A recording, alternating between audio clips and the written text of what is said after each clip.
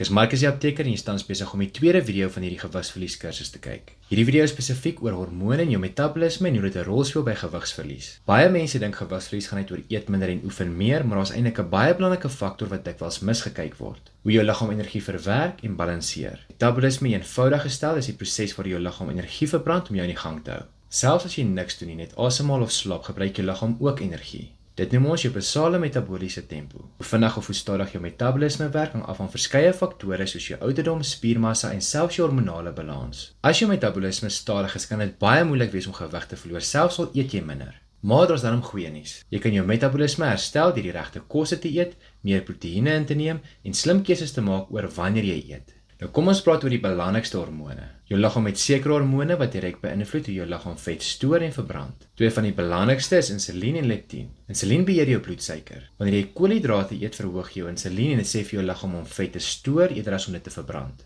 As jou insulienvlakke heeltyd hoog is, gaan dit baie moeilik wees om vet te verbrand. Dis hoekom dieete waar koolhidrate drassies verlaag word so effektief werk. Leptien is jou volhydshormoon. Dit sê vir jou liggaam wanneer jy genoeg geëet het. Jou liggaam kan eintlik weerstand opbou teen leptien, wat beteken dat jou brein nie die sein kry om op te hou eet nie. Nou hierdie is een van die redes waarom so baie sukkel om hulle drange te beheer. Die sleutel tot sukses is om jou metabolisme te herstel en jou hormone te balanseer. Hier is 3 vinnige wenke om dit reg te kry.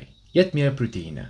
Proteïene verhoog jou metabolisme en dit hou jou versadig. Dit help ook om spiermassa te bou wat jou kalorieënverbranding verhoog. Verminder verwerkte koolhidrate. Kies natuurlike lae koolhidraat opsies om jou insulienvlakke te stabiliseer en vetverbranding aan te moedig. Oefen slim, nie meer nie. Doen eenvoudige, effektiewe oefeninge wat jou metabolisme stimuleer sonder om jou uit te brand. As jy hierdie beginsels begin toepas, gaan jy sien dat jou liggaam oorskakel in 'n vetverbrandingsmasjien.